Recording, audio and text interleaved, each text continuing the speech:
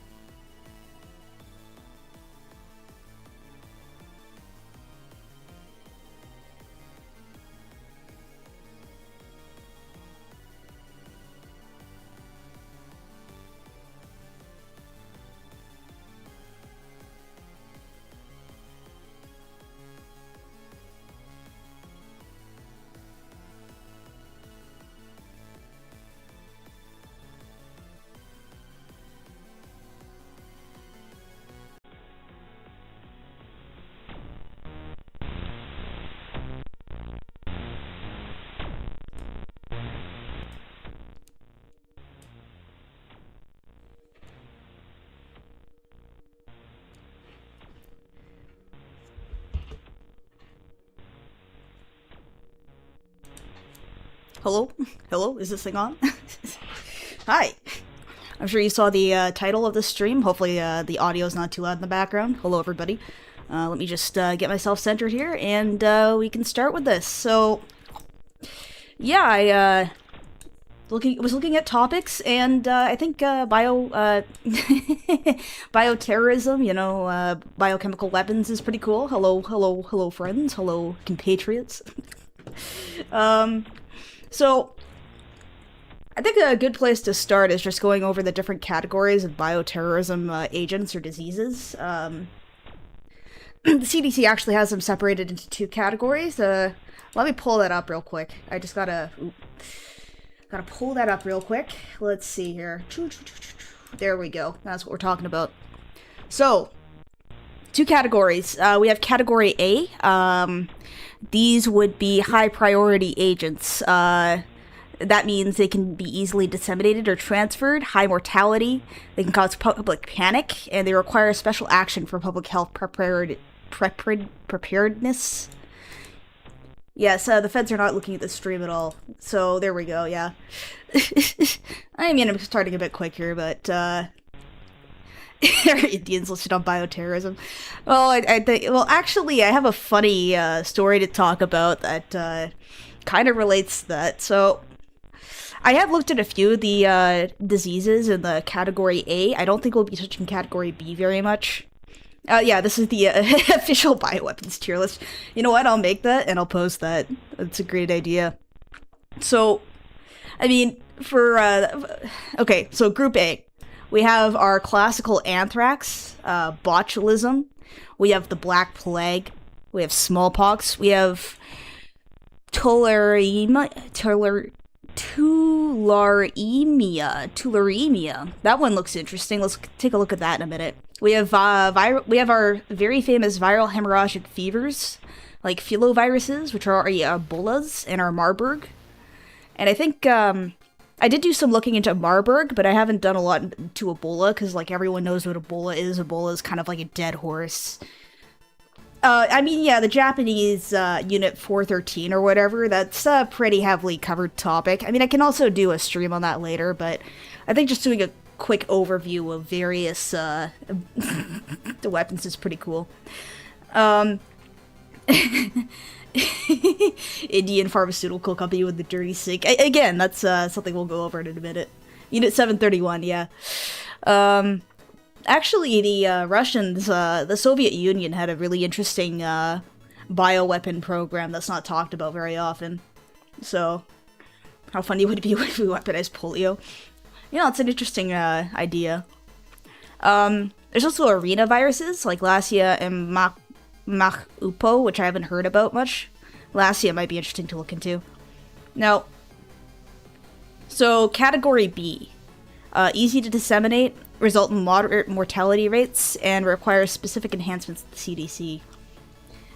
Unit 1488.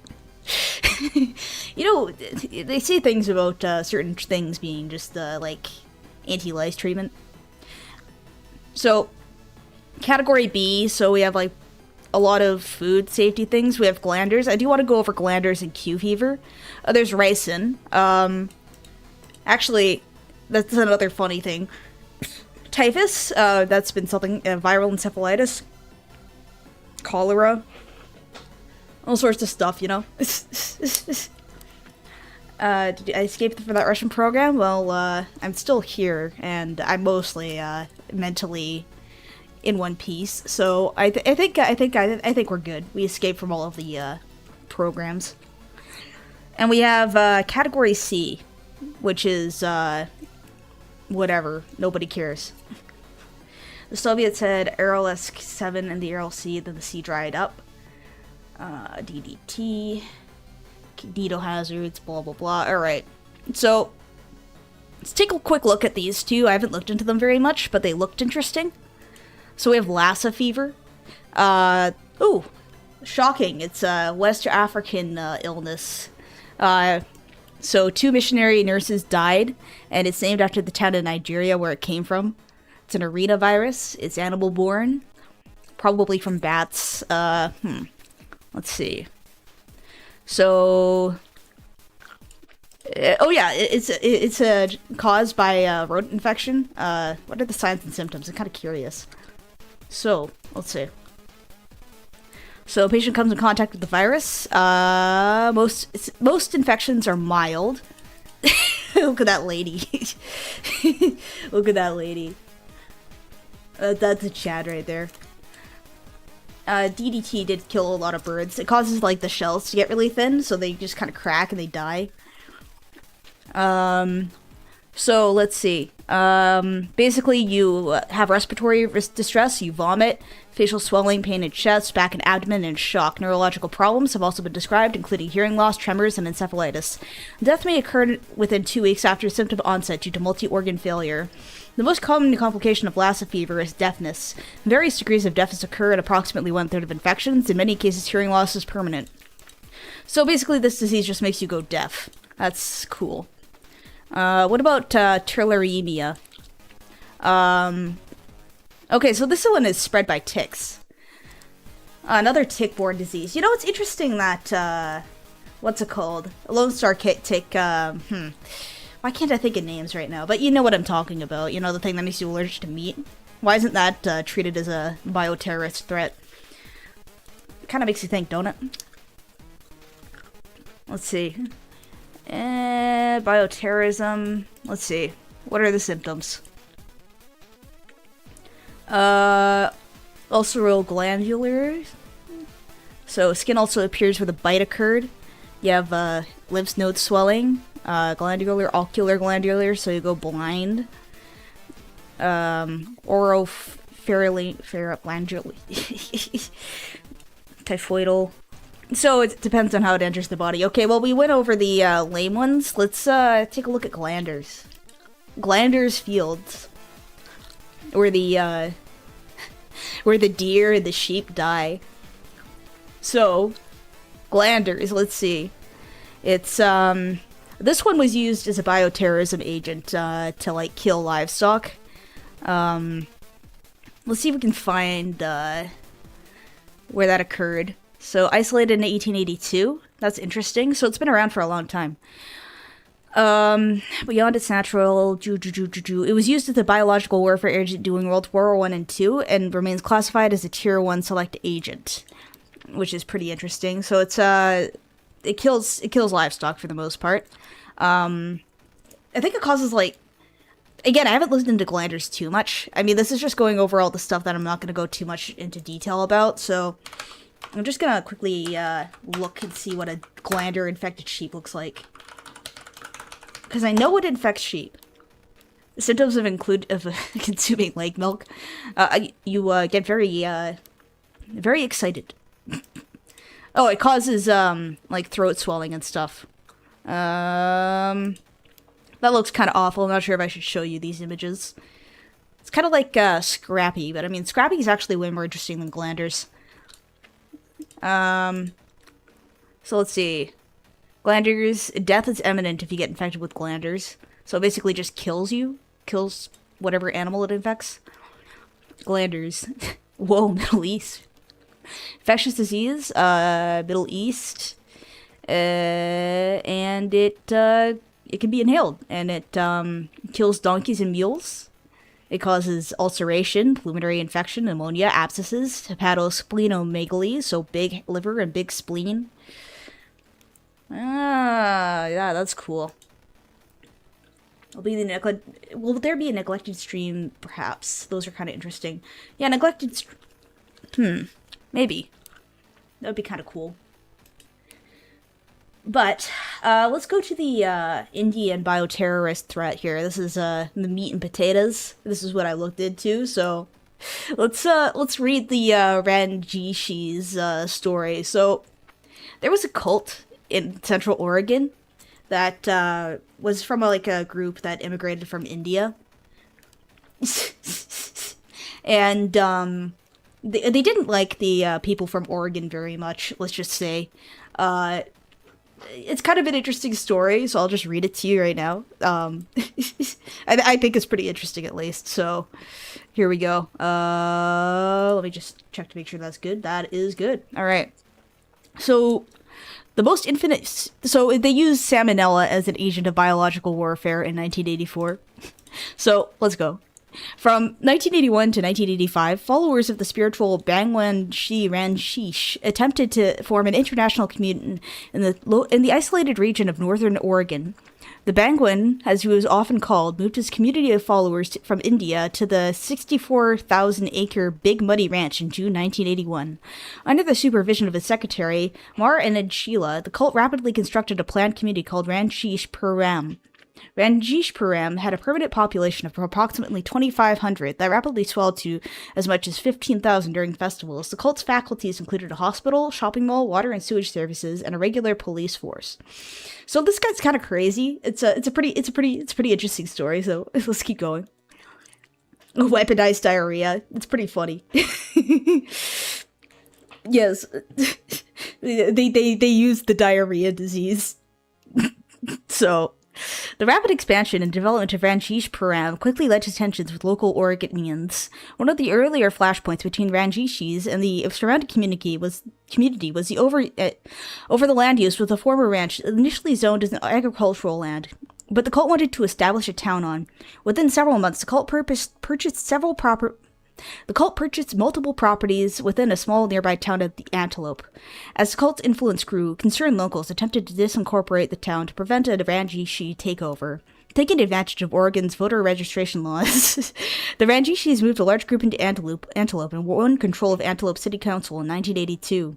Under the tight control of the cult, Antelope was renamed Rajneeshee and remade into the Bangwan's image. Streets were renamed, taxes raised to force out the older residents relying on fixed incomes, and then an intimidating peace force patrolled the tiny town with semi-automatic rifles, and a new landfill was insultingly placed next to the local church and named the Adolf Hitler garbage dump.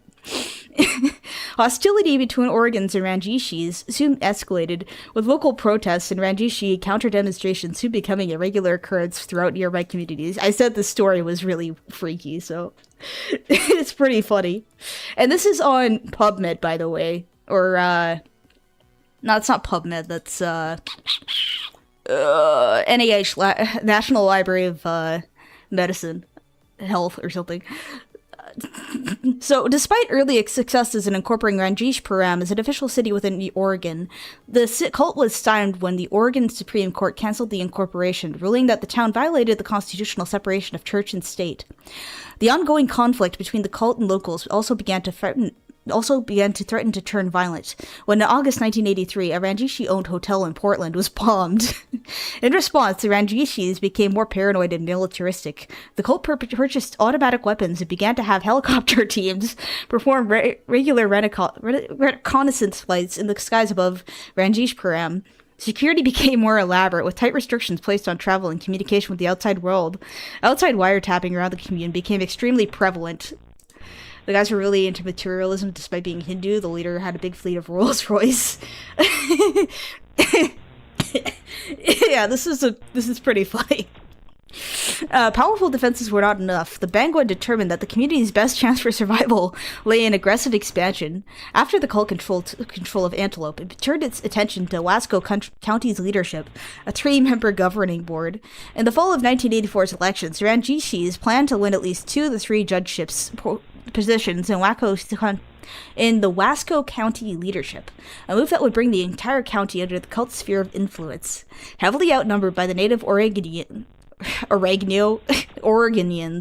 the cult resorted to underhand tactics to rig the election in their favor. Okay, this is where it gets funny.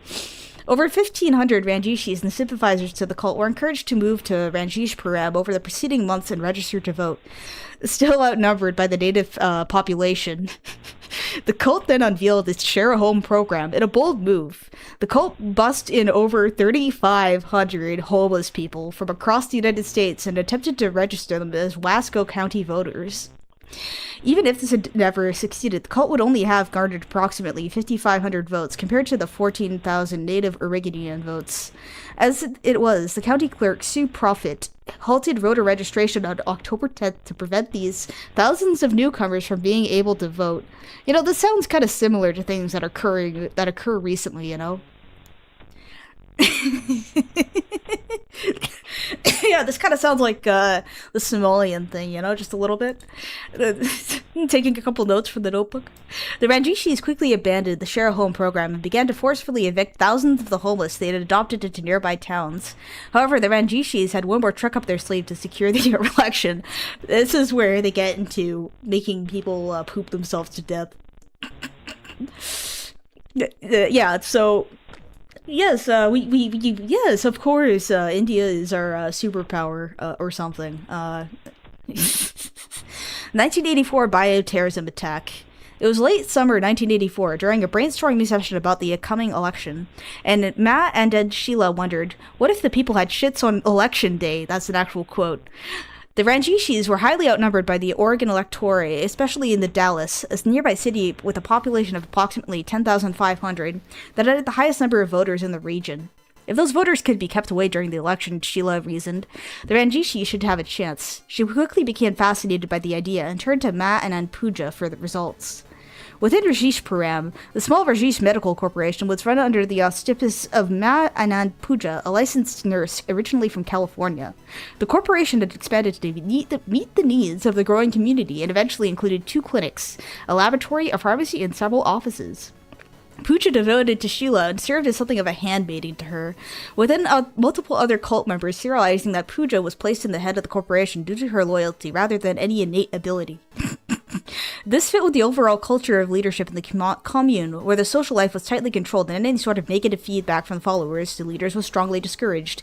As part of the siege mentality that had gripped the cult by late 1984... 1984? Literally 1984. An atmosphere of paranoia and secrecy pervaded the commune, allowing leadership figures to become more forceful and tyrannical in their orders, further explaining Pooja's fanatical loyalty to Sheila. 39. Yeah, I have not heard of this before. I only heard about this when I started looking up, like, bioterrorism. Like, this has been memory hold. By this point, Pooja was no stranger to poisoning political enemies. Early in the summer of 1984, as factions within the commune wrestled for control, the Bangwan's personal physician had arrived at the clinic, complaining of diarrhea. When the physician was receiving IV fluids, Pooja clumsily attempted to poison him by crudely injecting dirty water from a nearby vase of flowers into his IV drip.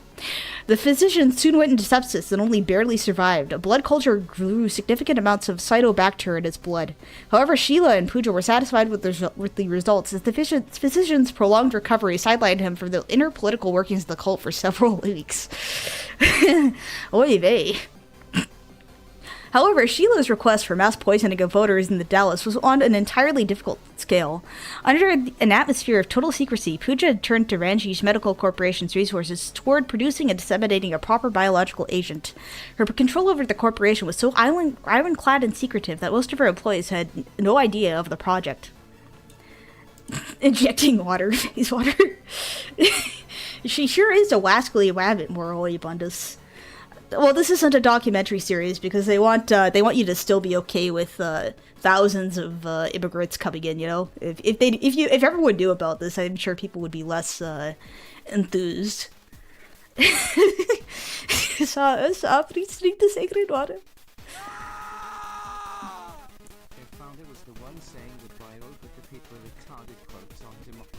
Yes, you know what? I'll pull up the quote. The people were retarded quote is pretty funny. Yeah, thank you for the dodo, Amos. It's a pretty good quote, but let's continue with this story because it just gets crazier. I mean, he was right, but right about people being retarded. But I don't think voting a Indian peace cult into power is the correct move, right? The resources dedicated to the project were limited and legally obtained, using only a small number of the cult members aware of the conspiracy, making for a tiny footprint. Sheila requisitioned a small slat shed, quickly known as Chinese laundry, that had been present before the Rajneeshees arrived, and Pooja quickly converted it into a secretive laboratory with petri dishes, a freeze dryer, an incubator, and other equipment. Hepatitis, AIDS, and Salmonella typhi were among some of the biological agents considered. India AIDS. But eventually Pooja decided on Salmonella typhimurium. The Rajneeshee Medical Corporation purchased samples of the pathogen from a medical company called VWR Scientific in Seattle. Soon, the Chinese laundry became a salmonella factory operating at full steam. The salmonella grown on Bacterial discs was also legally purchased. I mean, do they really need to make a factory for salmonella? India superpower 2026. The group initially tested salmonella by contaminating glasses of water given to local officials visiting the ranch on August 29th. Wasco County Judge Bill Hoos became so sick with severe stomach cramps the next day he had to be hospitalized for 4 days and was reportedly on the verge of death. The same month, Krishna Deva, the mayor of Rajneeshee, used an eyedropper to deliberately contaminate the doorknobs and urinals of government buildings, including the Wasco County Courthouse. Other early attempts included Diva pouring a vial of salmonella into a bucket of salad dressing at the Portage Inn in the Dalles, as well as Pooja and Sheila personally sprinkling samples of salmonella over the produce section at the grocery store. "Let's have some fun," Sheila reportedly told Pooja beforehand. They build salmonella factories like Factorio guys lay down conveyor belts. Yeah, I mean, they should have just... I guess if they fed people with their own cooking, it would have, whatever. These early experiments did not yield the large-scale results that the Rajneeshees wanted. However, the poisoning of local officials did indicate that the salmonella they had produced was effective. Sheila determined that it was time for the next step. In the early of September 1984, she assembled several teams and handed them vials of brown, foul-smelling liquid. "If there is a choice between 1,000 unenlightened people or one enlightened master, you should always choose the enlightened master," she told one of the assistants. The chosen crew dressed in nondescript clothing and infiltrated 10 restaurants across the Dalles, sprinkling salmonella samples across salad bars, slipping it into coffee creamer, and outright pouring it into salad dressing. Pooja personally oversaw much of the operation and was said to have poured the salmonella with such panache that other members of the cult were concerned that she would be discovered. The first cases of food poisoning were reported on September 9th, 1984, and were identified as Salmonella typhimurium by local physicians within 4 days. By September 17th, the Wasco Sherman and Public Health Department began to investigate an increasingly large outbreak of severe gastrointestinitis across the Dalles. Many of the patients reported eating food from local salad bars, and so on September 25th, authorities shut down all salad bars in the town. Due to the sheer scale, the Centers of Disease Control intervened to assist the Oregon Health Division in investigating the outbreak. While there were no fatalities from the outbreak, the scale of it was staggering. Multiple patients had to be hospitalized, including a 34-year-old pregnant woman who had given birth to a neonate in septic shock from salmonella poisoning, which is unfortunate. The mother and the infant had barely survived the ordeal. In total, 751 patients, not exactly enough to shift the vote, by the way, experienced severe gastrointestinal poisoning in the Dalles. You can see that 110 IQ, a genius for the Indians is kind of shining through, you see. This kind of feels like something a Redditor would come up with to try and kill as many people as possible. Investigators found the outbreak was divided into at least 2 distinct waves. One that ranged from September 9th to September 18th, affecting at least 88 people, and the second outbreak from September 19th to October 10th that affected at least 586 people, so they got better at it. They just didn't push hard enough, Sue Profit, that's a funny name, the county clerk who denied the Rajneeshee attempt to register 1,000 newer voters earlier, was among one of the poisoned. Most of the infections can be traced to 10 of the 36 restaurants located in the Dalles. Several unusual aspects of the salmonella involved in the outbreak soon became apparent. Investigators found that it did not ferment dulicol, a characteristic present in only 2% of non-typhoidal salmonella. All of the outbreaks in each restaurant had an identical plasmid profile, suggesting a single origin for the disease. However, so they weren't smart, and they didn't make it confusing. However, the source of the infection was significantly different at each restaurant, ranging from a blue cheese salad dressing, but not the dry mix it was originally prepared for, to lettuce and potato salad in other restaurants. This kind of feels like a fanfic someone would write for, their favorite OCs or something. Or edgy poisoning AU for something. Indian OPSEC. Given this, the investigators concluded in November 1984 that the outbreak was due to improper food handling. However, this was far from a satisfactory answer. Food prepared from the kitchen did not appear to be the source of infection, nor were all the customers who ordered takeout infected by salmonella. Most concerning of all, individual banquets within the affected restaurants were also uninfected, despite using the same food with the same food handlers, with at least 10 different restaurants affected. The conclusion was the outbreak was simply due to improper food handling practices seemed tenuous at best. Despite the highly unusual circumstances of the outbreak, no suspicion fell on the Rajneeshees for months. So I guess you don't. In the 1980s, you didn't need any OPSEC. You just could dump vials of salmonella in people's food and nobody would care. Chris Chandler OC. It's pretty funny. It wasn't until Congressman James Weaver, one of the Oregon representatives to the House of Representatives, made a speech entitled "The Town That Was Poisoned" to Congress on February 28, 1985, that the cult was probably associated with the poisonings. Congressman Weaver concluded in its speech that the circumstances are so overwhelming and pointing to such deliberate contamination that I can only conclude that sabotage did take place. He pointed out that the Rajneeshee Medical Corporation of the facilities had the facilities and the resources to mass-produce salmonella, and that Matt, Anna, and Sheila had been quoted as saying, "Wasco country is so bigoted it deserves to be taken over." Interesting. And they even discussed the suspicious poisonings of the officials that had visited Rajneeshpuram on August 29th. They should have tested it on their own people, you know. He ended the speech by calling for a criminal investigation of the cult. Weaver was widely disparaged and accused of being paranoid and prejudiced against the Rajneeshees. Consequences of high trust society. Yeah, this is now think about it. Like, let's think about this for a second. So, like, if let's say a cult of Indians or something or whatever nowadays attempted this kind of thing, like, would any suspicion be placed upon them, or would it just be like swept under the rug, or? You know, despite the scale of the outbreak, the Rajneeshees soon lost interest in further acts of large-scale bioterrorism, in part due to the increased scrutiny from public health officials, the difficulty of replicating the feat, and the failure of the Share a Home program. The cult's loss in the 1984 elections further worsened the situation. The ultimate collapse of Rajneeshpuram and the cult of Bhagwan is outside the scope of this paper, but within a year, the cult had nearly completely collapsed due to legal difficulties and multiple criminal investigations. During the authorities' investigations, multiple members of the cult confessed to mass salmonella poisonings that had affected the Dallas. Investigators from Oregon State and the Federal Bureau of Investigation, so they finally did something, ultimately discovered the cult's laboratories, as well as the open violet Salmonella typhimurium originally used to mass produce the salmonella, so they didn't destroy their stuff while they were falling apart.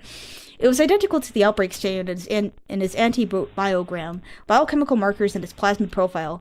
In April 1986, Sheila pleaded guilty to the charges of poisoning, along with multiple other criminal charges. She was ultimately only served 3 years in prison, after which she had her citizenship revoked and was banned from the United States for the rest of her life. After being banned from the United States, the charismatic Bhagwan died just a few years later at the age of 58. That's, yeah, so that's the story of Rajneeshpuram and the fact that they tried to give everyone super diarrhea. Let's see, what was the quote? But the people are... So let's look at the guy who, Alright. So, sorry, there's a Wix ad. But, this is Osho. Democracy basically means government. Alright, let me just replay this. And so this is the cult leader. It's a pretty funny guy. Because democracy basically means government by the people, of the people, for the people. But the people are retarded. Yeah, that's the guy who was in charge of the cult. So, I mean, so only 3 years for mass poisoning. Yeah, that's pretty crazy, isn't it?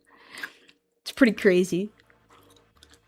If that happened today, they report everything except the info about the cult and the leaders. It's a pretty good clip. It's pretty keto. Well, I mean, if yeah, it's pretty cleano, pretty keto. But yeah, that's Rajneeshpuram.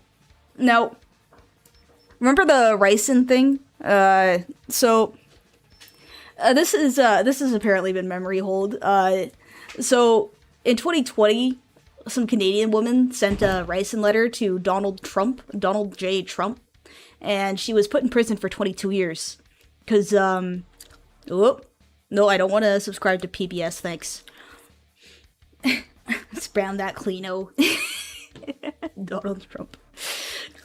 So yes, it's very funny that the mass poisoning was done by Indians with salmonella, poo poo pee pee. I mean, you'd think they'd just be able to naturally do that themselves by serving food, but you know, it's kind of so. Pascal Ferrier, 56, has pled guilty to violating the biological weapons prohibitions in letters sent to Trump and to police officer officials in Texas, which she had been jailed for several weeks in 2019. So, where's this random old lady getting ricin from? So, her defense attorney, Eugene Ohem, said to Ferrier that no criminal record prior and that she is an inordinately intelligent French immigrant who had a master's degree in engineering and raised 2 children as a single parent. So, why would she send Donald Trump a letter full of ricin if she's extremely intelligent? But in September 2020, prosecutors said that Ferrier made the ricin at home in Quebec and mailed the potentially deadly poison derived from processing castor beans to Trump with a letter that referred to him as the ugly tyrant clown and read it in part. If it doesn't work, I'll find a better recipe for another poison, or I might use my gun when I'll be able to come. Enjoy a free rebel spirit. Single mother. She went to the ricin store. The letter from Pascal Ferrier, which also told Trump to give up and remove your application for this election, was intercepted at a mail sorting facility in September 2020 before it reached the White House. She was arrested for attempting to enter a border crossing in Buffalo carrying a gun, knife, and hundreds of rounds of ammunition, authorities said. Investigators also found 8 similar letters to law enforcement officials in charge of a Texas jail where it was held that she refused to leave a park area as it closed. In a winding speech, Ferrier told the judge that she considers herself a peaceful and genuinely kind person. Okay, so when you see a woman on the internet say that she's a kind person and that she's full of empathy, this is the kind of person you're talking about. But gets angry about problems like unfairness, abuse of power, and stupid rules. She spoke about feeling like she'd done little to support her values, to be an activist rather than a terrorist. She expressed little remorse and said, I want to find peaceful means to achieve my goals. Yes, the most peaceful means, sending letters full of ricin to random people. You see, I'm peaceful and I'm genuinely kind. Okay, guys. Here's a vial full of ricin. Please choke on it and die because I don't like you. The U.S. District Judge, Danny Feuerbach, handed down the 262-month sentence outlined in a plea agreement with the prosecutors who would expel Ferrier from the country once she is released and would require her to be under supervised release for the rest of her life if she ever returns. The judge noted a real disconnect between the Canadian grandmother who would work towards another degree while behind bars and the crimes of Ferrier pleaded to. They pushed back on Ferrier's framing of her actions. This isn't really activism. I hope you have no desire to continue on this path. Prosecutor Michael Freeman said her sentence was an appropriately harsh punishment that sends a clear message. There's absolutely no place for politically motivated violence in the United States of America. There's no excuse for threatening public officials or targeting our public servants. Is it so wrong to have free healthcare? That's how you know if someone's a good person, by insisting they're the kindest person ever.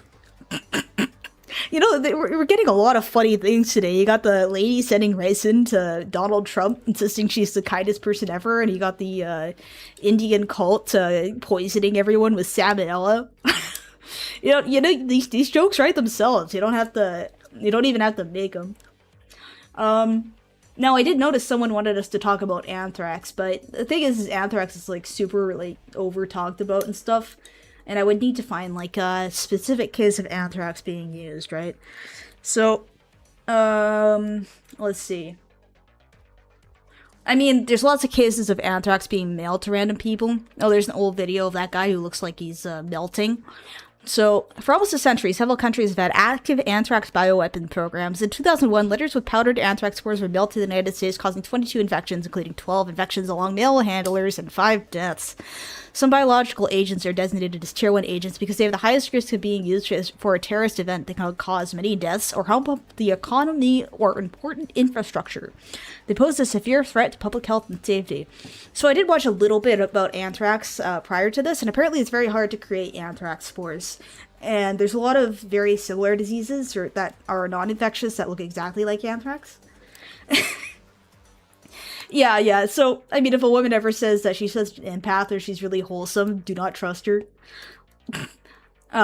So, it's pretty funny. Let's see. Okay, so I got sent another article about bat bombs used in World War II. Sorry, I'm kind of like going through these with like a stupid like bounty. So this is Project X-Ray in World War II. Again, we're just going over things in general. It's pretty funny. So in the Midwest, it's pretty easy to grow because it's basically omnipresent in the soil. Certain places have better access because of white privilege. Well, PMD's at 22. You know, if you wanted anthrax, you could just dig it up, throw it at people. Get a shovel full of anthrax. You know, it's pretty funny. Yeah, so this is explosive bats. So let's take a look at this article. The Project X-Rays imagine if bat bombs were intended to rain fire on unsuspecting Japanese cities. They might have even worked. So let's talk about exploding innocent bats. Imagine thousands of bats, silent, gray-furred, vigilant, huddled in the rafters of your home or office, each carrying a tiny device no larger than a thimble. You know, this kind of reminds me of the exploding pagers. Exploding pagers, where was that? That was like, it was like Israeli or something. Hezbollah pagers. 2024 Lebanon electronic device attack. Well, we can look at the exploding pagers after we look at this article. Oh yeah, this song is from the Pokemon TCG game for the Game Boy. I really like that game. I mean, it might get me, you know, like slapped on the wrist or something for using it, but I like the song. It's good. It plays whenever you have like a card battle. It's a pretty cool game. We considered using pigeon-guided anti-ship missiles back then. Did we really? Fancy lettuce. Yeah, the Lebanon device attacks in 2024, so not a couple months back, but I mean, time kind of flies when you're having fun, right? So, let's read this article by Alan T. Duffin. We can't hear the song. Oh yeah, it's too quiet. There we go. Shalom pages you. Imagine getting sent like shalom in like a text on your phone and then your phone explodes. Okay, yeah. Okay. Oh, can you hear the background stuff? Sorry. There we go. Ogo Kiev did something with swallows against an enemy town. That's pretty funny. So, sorry, back to the article. Bat bombs and Batman's definitely so killful. Imagine thousands of bats, silent, fair. Okay. Suddenly, the devices explode one after another, engulfing everything in a ball of flame. In a matter of minutes, entire buildings are incinerated, leaving behind only scattered mounds of charred wood and piles of ash. While this description sounds torn from the pages of a particularly far-fetched science fiction novel or someone's Wattpad fanfiction, it's closer to reality than one might think. During World War II, a quirky inventor, he was just a little quirked up, proposed that 1 million bats be gathered from caves in Texas. By my official degree, we must gather 1,000 bats. Strapped with napalm incendiaries and packed 1,000 at a time in cluster-like bombs. How would you do that without killing all the bats? Anyways, dropped from American aircrafts over Japan, the bomb would fall into a predetermined altitude, then release the bats to roost in the paper and wood buildings below. A timing device would trigger the bomb, setting the napalm aflame and incinerating entire Japanese cities. Oh, it was a dentist. A dentist's dramatic idea. TF2 stuff. The man, well, I mean, it was the bats that did it, right? He's completely non-liable for anything that happens. A dentist's dramatic idea. The man who suggested the imaginative scenario was an American government in 1942, and neither chemist nor expert in ordnance. Lionel Doc Adams was a dental surgeon and part-time inventor from Iowa, Pennsylvania. When he wasn't poring over mouthfuls of teeth, Adam was perched at the drawing board, generating concepts both wild and practical. At the 1934 Century Progress Exposition in Chicago, Adams demonstrated an airborne mechanism that picked up and dropped off bags of mail using a ground-based hook and cable snaring device. The airplane carrying the mail would stay aloft, never needing to touch the ground. The unique mail delivery did not catch on. Amazon before Amazon. The advent of World War II set Adams' imagination into overdrive. He was mulling over how he can contribute to the war effort. To visit the bat-infested Carlsbad Caverns in New Mexico triggered a fresh idea. I have been tremendously impressed by this bat flight, he later recalled. Couldn't these millions of bats be fitted with incendiary bombs and dropped from planes? What could be more devastating than such a firebomb attack? I don't know, maybe just dropping firebombs on the city? Like, instead of fitting... Like, why wouldn't they just, like, drop napalm on the city instead of, like, fitting bats with napalm? That seems kind of... Why not add 5 steps of complication? In mid-January 1942, Adams fired off a letter to the President Franklin Roosevelt. "Dear Mr. President," wrote Adams, "I am here to a proposal designed to frighten, demoralize, and excite the prejudices of the people of the Japanese Empire." Outlining what he called a practical, inexpensive, very expensive, and effective plan. Effective, I'm sure. Adam theorized that airplanes could carry millions of the winged fire starters to their targets. It intrigued Roosevelt. It pegged the concept worth pursuing. In an interagency memorandum, he wrote, "This man's not a nut. It sounds like a perfectly wild idea, but it's worth looking into." The government's interest in Adams' seemingly cockamamie idea was not surprising. After all, the same government was researching pinch-and-controlled missiles and bombs triggered by atomic chain reactions. In the heat of wartime, anything that seemed even halfway feasible was at least taken under advisement. You think they gave meth to bats? Bats don't need meth. They're already pretty methed out. Because fission bombs are funnier than fusion is funnier than fission. Crackhead guidance system. After due consideration, the government green-lighted the project and assigned oversight duties to the Army's Air Force. So they approved bat bombs. Soviet anti-tank dogs. What? So like the dogs with bombs that went under tanks and exploded? I've read about that too. I'm not sure where.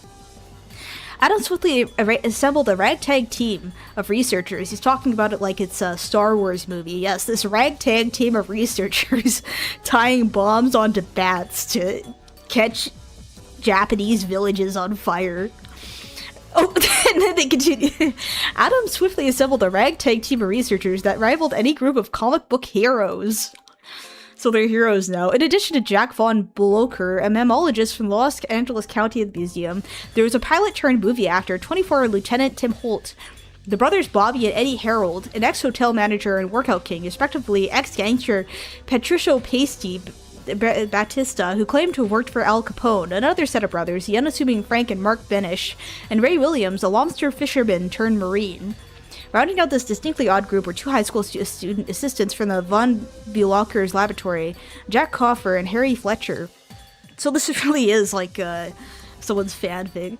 Most of the team members enlisted in the Air Force for the duration of the project. Adams, well aware of the prestige and political value of military rank, unilaterally promoted many of his team to acting non-commissioned officer status.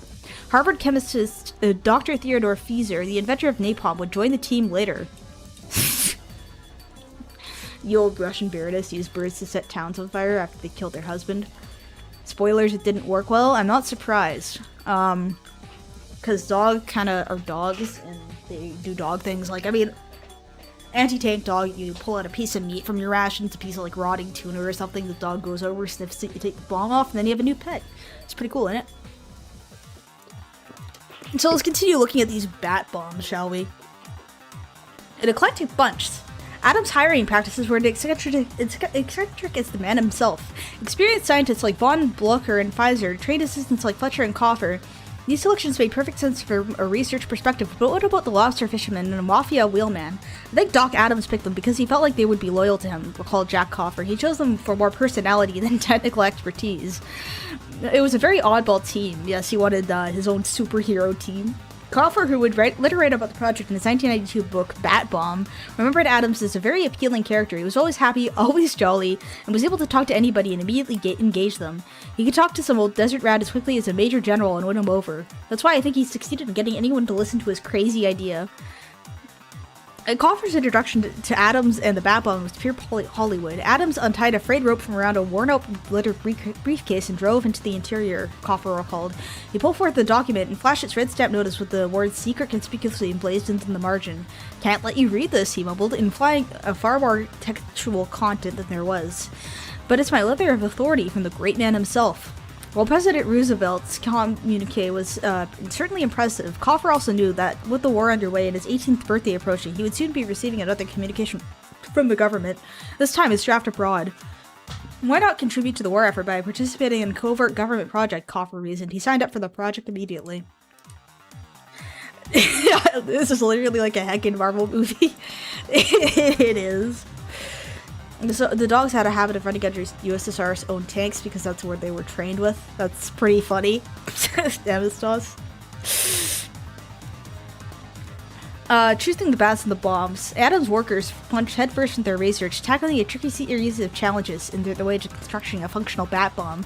The bats would be needed to shield to force them into hibernation while they were transported by airplane to the target area, and then awakened just in time to swoop down into the enemy cities before their time-triggered bombs detonated. Basic questions would be begged for answers: how far, how fast, how cold, and what kind of miniature bomb would fit on a bat? With first glance, attaching tiny incendiary devices to unoffending bats might seem abusive to the current sensibilities, but at the climate of the time, the sacrifice was paramount, and the bats were needed for the war effort.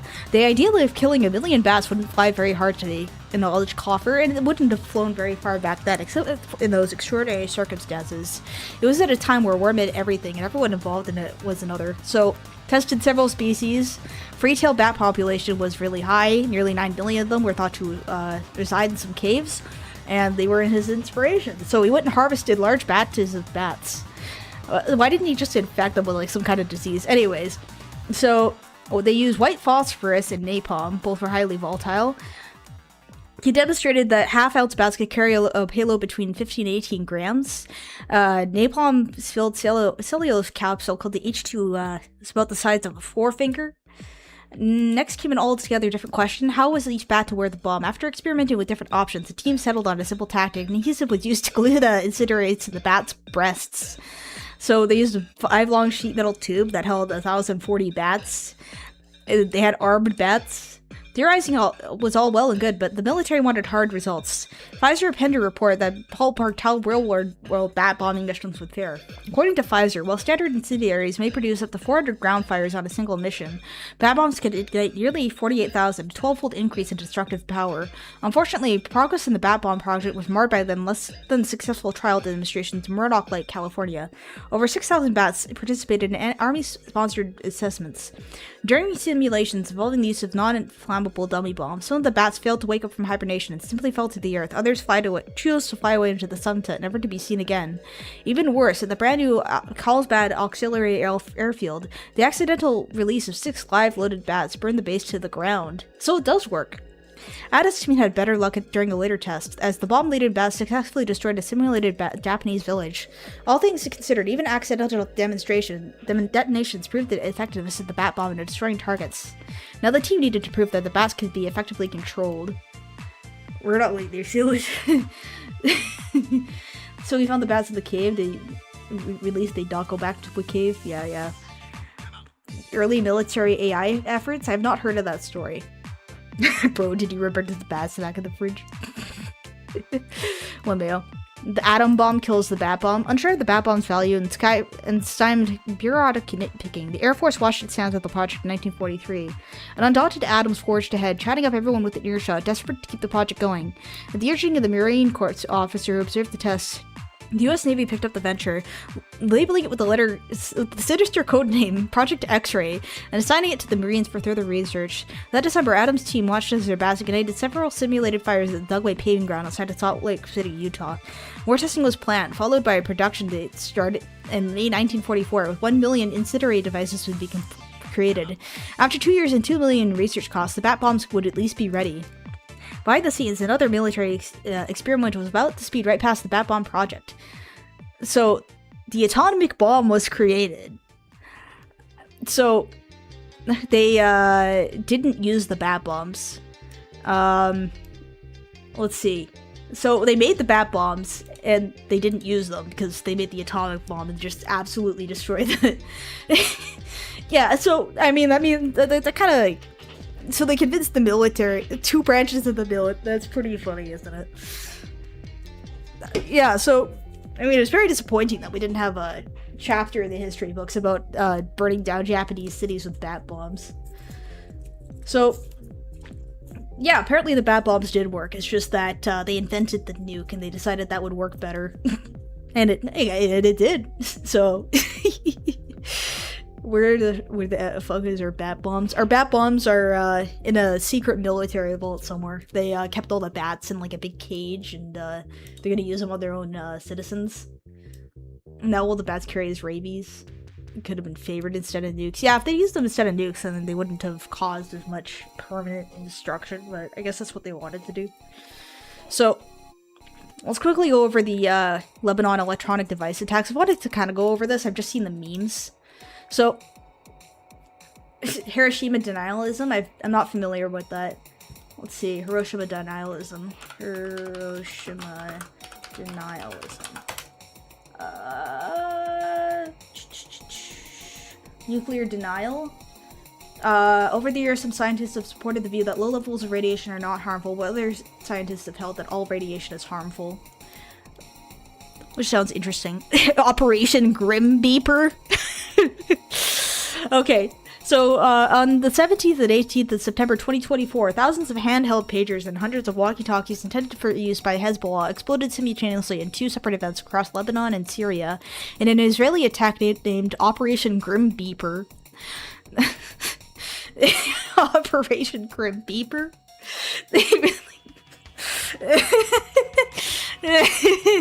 According to an unnamed Hezbollah official, the attack took 1,500 Hezbollah fighters out of action due to injuries. According to the Lebanese government, the attack killed 42 people, including 12 civilians, and injured 40,000 civilians. 4,000 civilians. 4,000 is very different than 400,000. So according to Mustafa Bayram, Minister of Labor and member of Hezbollah, the victims had injuries including losing fingers, hands, and eyes, as well as brain shrapnel. The incident was described as Hezbollah's biggest security breach since the start of the Israeli-Hezbollah conflict in November 2023. First wave explosions on the 17th of December targeted pagers, killing at least 12 people, including 2 Hezbollah members and 2 children, and wounding more than 2,750, including Iran's ambassador to Lebanon. The second wave on September 18th targeted ICOM walkie-talkies, killing at least 30 people and injuring over 750. So, 7 months before the explosions, Hezbollah Security General Hassan Nasrallah instructed the group's members to use pagers instead of cell phones, claiming that Israel had infiltrated their cell phone network. Well, they'd also infiltrated their pager network, apparently. About 5 months before the explosions, Hezbollah purchased Gold Apollo AR-924 pagers. The Israeli intelligence agency Mossad had secretly manufactured and integrated the explosive PETN into all the devices and sold them to the Hezbollah through a shell company. Responding to the attacks, Nasrallah described the explosions as a major blow and labeled them as an act of war, possibly a declaration of war by Israel. Initially, Israel neither defied or confirmed the role, but by November 2024, Israel's Prime Minister Benjamin Netanyahu confirmed Israel's responsibility. Someone measured nuclear fallout and it was unexpectedly low. That's interesting.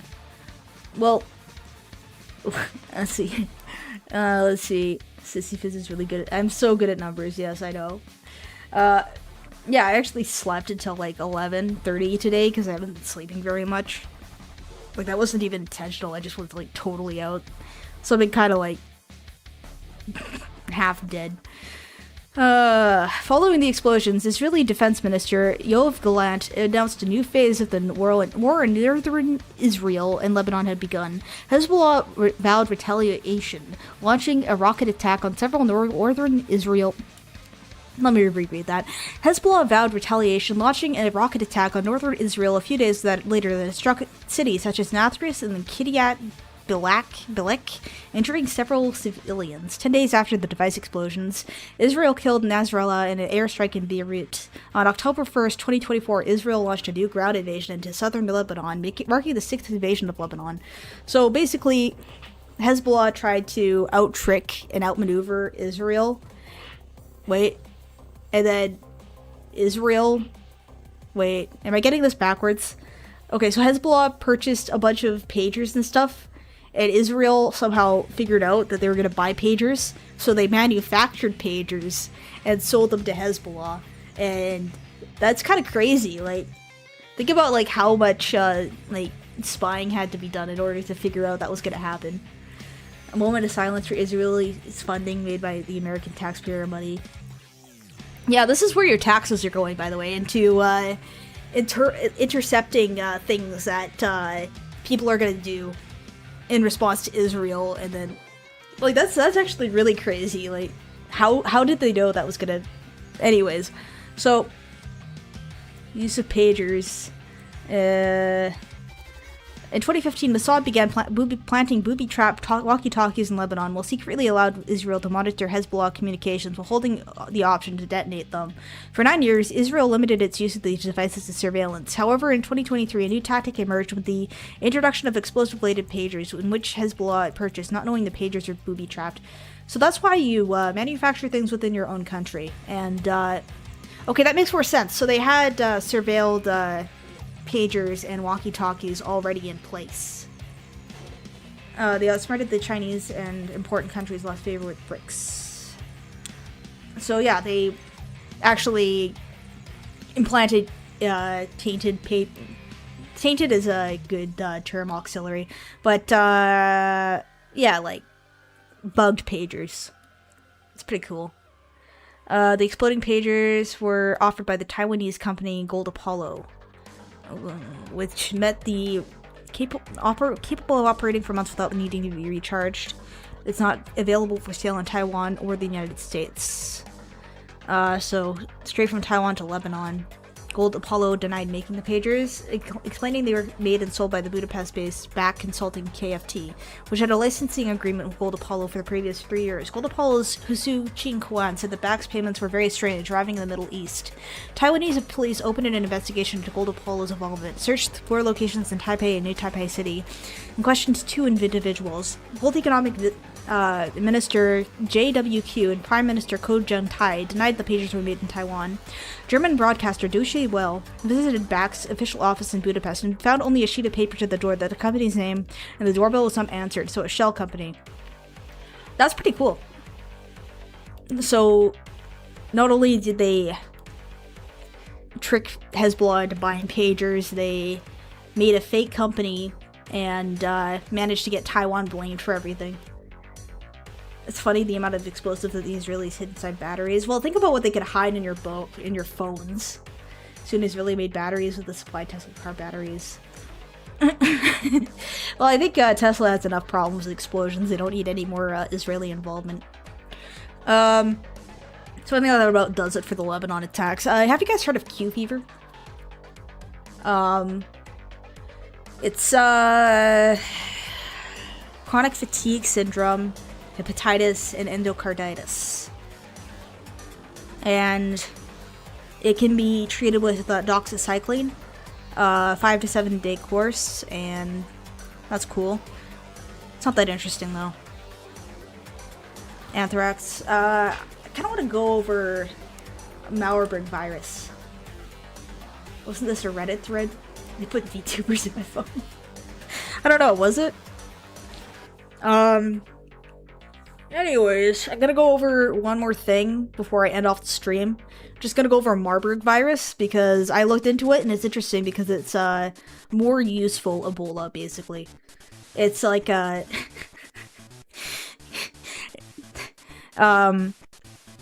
it's basically Ebola, but it's far more stable, and it's actually been used as a biological weapon, kind of, I think. Like, the Soviet Union did a lot of research into the Marburg virus or something. A VTuber flew over my house. Okay, so, background. Marburg virus was first discovered through simultaneous outbreaks in the virus in German and Yugoslavian laboratories in 1967, which was believed to have caused by the exposure to Ugandan African green monkeys. So it's not only AIDS from African green monkeys. 31 people fell ill. They were having sex with the green monkeys, and then they got AIDS, and they got Marburg virus, which is like super duper AIDS or something, right? So 31 people fell ill, 7 deaths were recorded, and since the initial outbreak, there have been irregular outbreaks in Africa throughout the years, ranging from 1 to over 250 reported human cases. MARV is recognized as the filovirus, which is the same classification as Ebola. MARV is a severe hemorrhagic fever, defined by its high mortality rate up to 90%. A MARV infection starts off with common symptoms such as a fever, nausea, headaches, and muscle pain, but it quickly escalates to gastrointestinal problems and respiratory problems, neurological issues, and hemorrhagic manifestations. So skin rashes, nosebleeds, and vomiting blood. Unfortunately, the severity of a MARV infection has made it a contender as a biological weapon. Father, forgive me, let's watch slop tubers. Yes, I'll slop this stuff onto your plate. I'll slop you up with all of this stuff, you know. Slop you up with the bioterrorism. Yeah. There we go. So, potential for bioterrorism. MARV is also often considered to be an effective agent of bioterrorism. According to the Center of Disease Control and Prevention, MARV is a Category A, high priority, we went over that at the beginning of the stream, pathogen based on the following criteria: high transmission rate, high mortality rate, and potential for major public health impact. Potential for public panic, and requires special action for public health preparation. MARV can also be aerosolized for higher transmission through the air, produced in large industrial quantities and spread from person to person. So apparently, not only does Russia have like a large stockpile of this, the States also does, so that's cool. In the Soviet Union's biological weapons program, MARV was one of the strategic operational weapons meant for long-distance and short-distance targets, and it's been used would have been used in future wars. The Soviet Union actually preferred MARV over Ebola because MARV's weaponized form was more stable than Ebola's. Considering MARV's potential for bioterrorism, it's essential to develop prevention methods. AI-generated disease victim. Oh, man. Vaccines in development. So, they have vaccines for animals. One of the trials was tested on non-human primates, and they worked. So, I did have a couple other things on MARV. I had like a picture of what it looks like. Let's see if I can find that real quick. I think it's cool. It's kind of cool. It's a little cool. So, it's very closely related to Ebola, and it kind of looks like Ebola. It's just better for biological warfare. But there's been outbreaks in Ethiopia. This one was in 2025? Really? So, there was an outbreak in 2025 in Ethiopia, and there was a outbreak in 2024 in Rwanda. So, 6 confirmed cases, 3 deaths.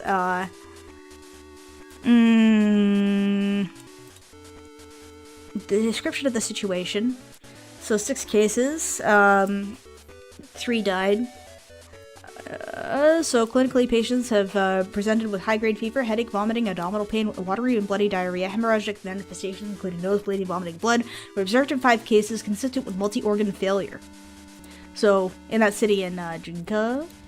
And we have one in Rwanda in 2024. So this is more topical than Ebola currently, I believe. So she's telling me out she's gonna kill me with her tainted mooch. Ebola digivolves into Marburg. Yeah, Marv. Hey, Marv, what's up? What's up, Marv? So, let's see. So they use PCR, they shove that Q-tip into your nose, and they take a look. So, 66 confirmed cases and 15 deaths in Rwanda. That's pretty cool. So, I did have a picture of Marburg virus, like what it looks like. It's kind of like super nasty. Come on, where's my Marv? Marv, where are you? Marv virus. Marburg virus. Infection human picture. Images. Come on, I had a really nasty picture. Ah, dang it. Am I not going to be able to get a nasty looking picture out of this? It's not spiracate like spiral, like Ebola is. It's like a more of a rod-shaped thing, I think. Ebola's a spiral, right? I believe. I think. Yes. Maybe. It might be here, actually. Let's see. Me. The virus infection movie. Human patient. Human patient. Oh, I have save search on. That's why it's not working. Let's turn that stuff off. Okay, there was a way nastier image than this, but basically, let's open this image in a tab. Basically, it causes like that kind of stuff. And then they like degenerate into like bigger papules, and they like become like huge blisters. It looks kind of nasty. And so you get to look at that for a sec while I look for a better image. Marburg virus, infections, human patients, images, real image. Real image? Can I get a real image, guys? Alright, so I'm not gonna find the picture I had. It was really cool. I mean, I guess cool is very subjective, or, not subjective, but like, you know, like, I don't know. Rapid. So, PSAs. I was looking for, like, PSAs and stuff. The Arpithid. So, President Boha. Apartheid had a chemical warfare program. Let me see if I can find an article on this instead of watching a YouTube video, because watching YouTube videos is lame. And I like yapping. I think you guys can tell. So let me just look this up real quick. Apartheid regime in South Africa had a biological warfare program.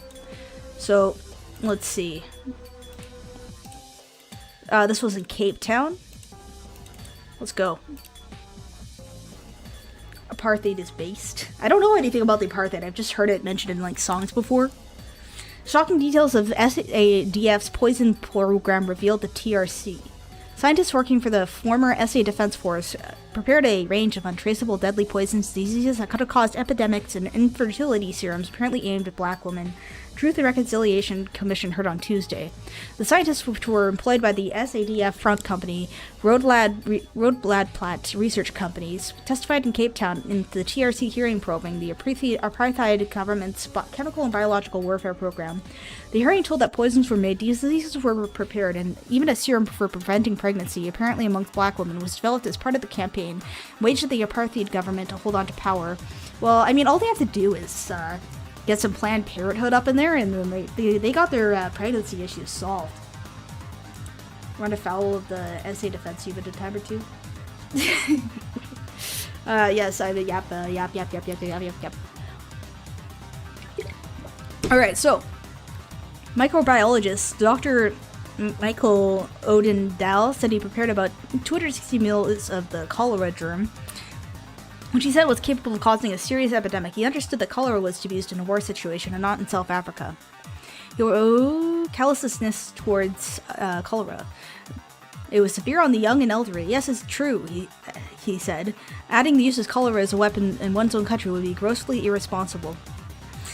Ordnell also admitted to producing samples of anthrax and lethal poisons. These were later introduced into alcohol drinks, chocolates, foods, and cigarettes, but Odinell said he did not know how those products were used.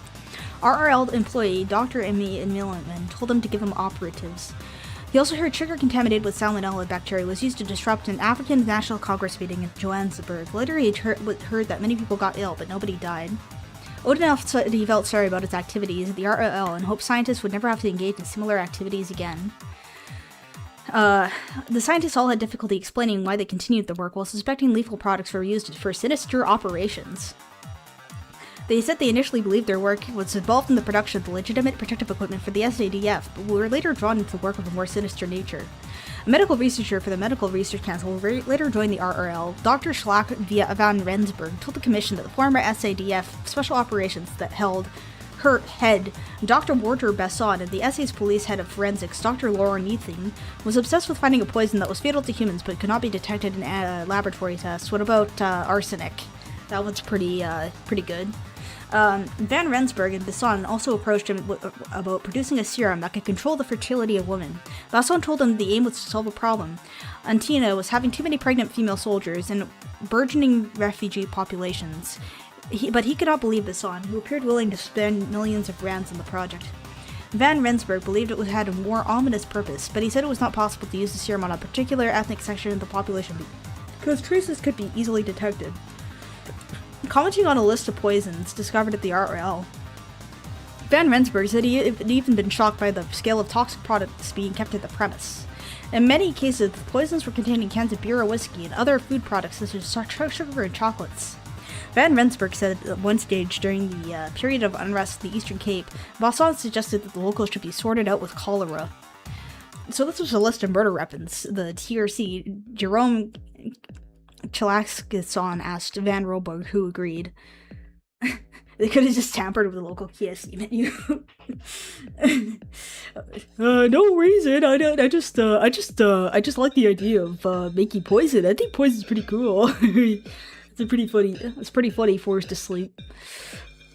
So, Van Rensburg said attempts were also made to use poison to simulate snake bites, and an ANC activist was killed in this way in Nambia in 1984. He said our oil staff enjoyed a lavish lifestyle, which included eating regularly at expensive restaurants and becoming involved in incredible scams. He also said extensive tests were conducted at animals during that time, and those who died were disposed of in black bags. We knew that the Libyan President Muammar Gaddafi's experimentation camps were discovered by American satellites who spotted dead dogs being sent to the incinerator, he said.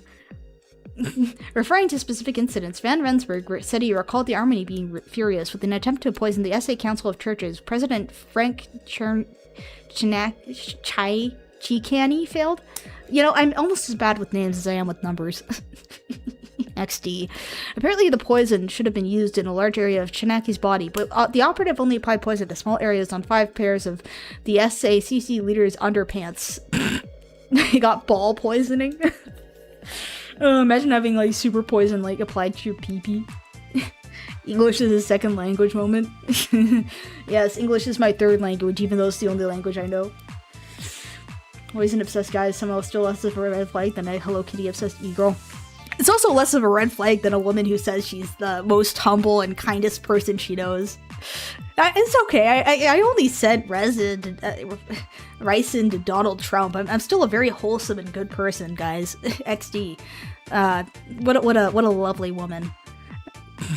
Canadian, French, Canadian, and then English. I don't know French, so I'm kind of just reserved to English, Canadian English, and English. Let's continue.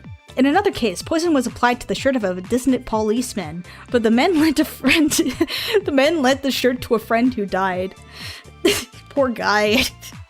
In another incident, anthrax spores were placed on food given to a Russian advisor in the NAC in Luscana, and one died. You know, these guys are far more effective than the cults in the States. Like, they're actually killing people and they're targeting specific people. Van Rensburg also heard there were plans to poison medication taken by Nelson Mandela when he was in the Pollsmoor prison. Apparently nothing came of that plan. Why not just give him different medication that works? Van Rensburg also raised the possibility that Black consciousness leader Steve Biko was poisoned with thallium before his death in detention in 1977. He had heard this may have happened and would explain Biko's apparent irrational behavior during his interrogation.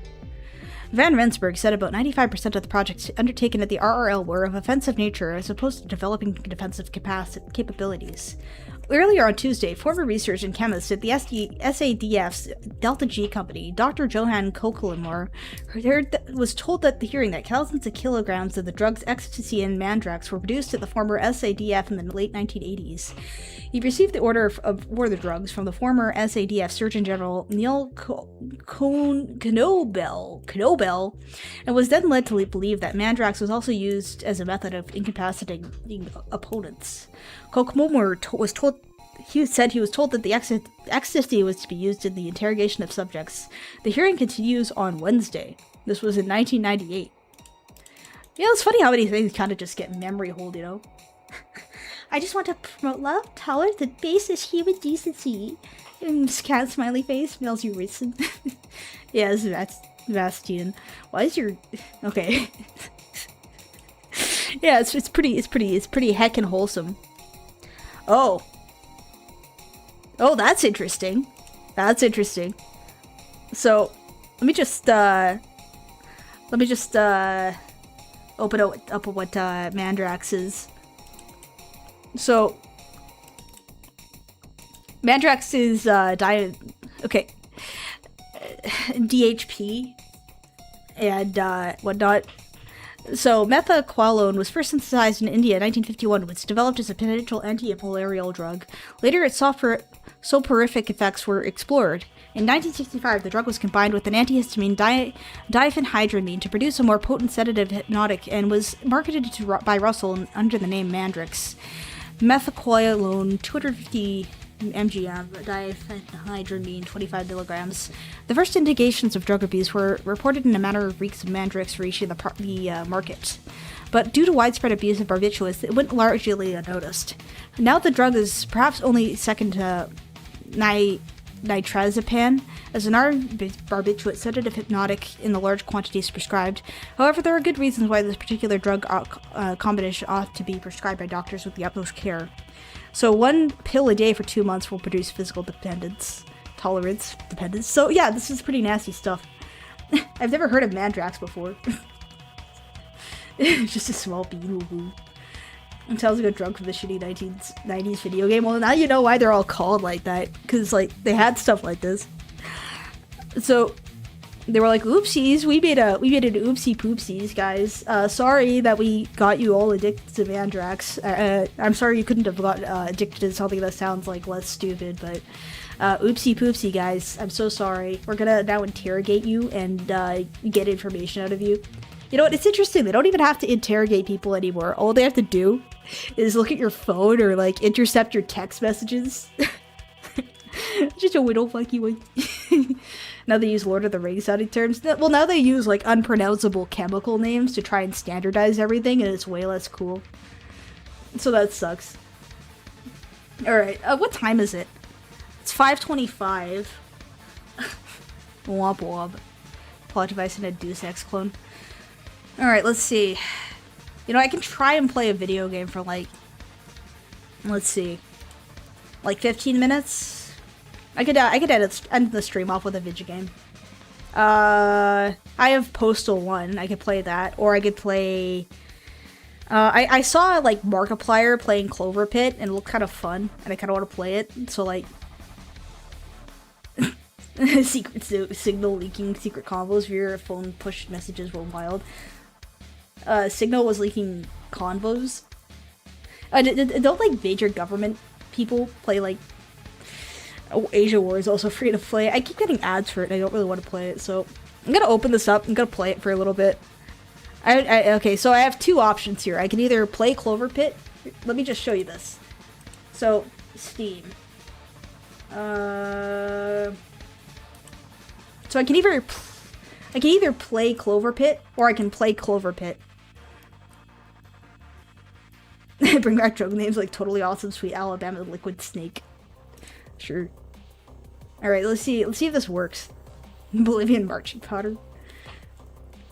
Caught having employees looking through cameras. What company? Uh-oh. Uh-oh. Let me escape here. Okay, how do I... Okay, English. No. Okay, I need to get out of here. Let me get out of here real quick. Photosensitive epilepsy. Do you guys have epilepsy? Do you have epilepsy? I don't have epilepsy. I think I'm good. Let's go gambling. Let's go gambling. Panic Arcade. Now does this game have good music, or I'm gonna have to mute it and, like, pretend that it doesn't have music? Alright, I'm gonna mute my background music because it's kind of getting on my nerves. Hey, I heard you like to... Is this just based off of the, let's go gambling meme? Because that would be really dumb. Welcome, I heard you like to gamble. I sure do. No need to panic. Here you can play and forget about the world outside. Do you need me to explain how things work around here? Yes. Alright, listen carefully. I won't repeat myself. Here's where you must deposit coins you earn. You can't deposit enough coins within the given number of rounds. Well, you'll find out. Oh, it's probably inspired by that shotgun game. Let's see here.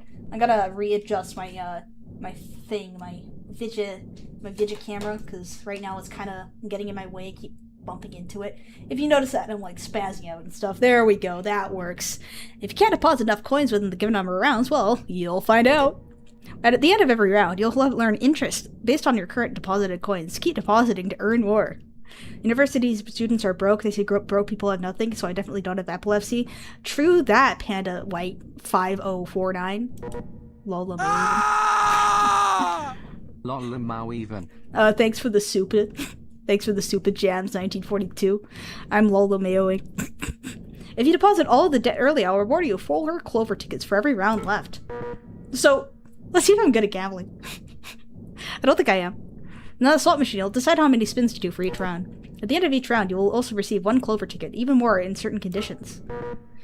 Remember to spend your clover tickets to buy Lucky Charms. They improve your odds of surviving. So is this like a horror creepypasta game? Am I gonna get like freaked out? I'm not very good at horror games. It's what I'm like. Let's go. It's so dumb.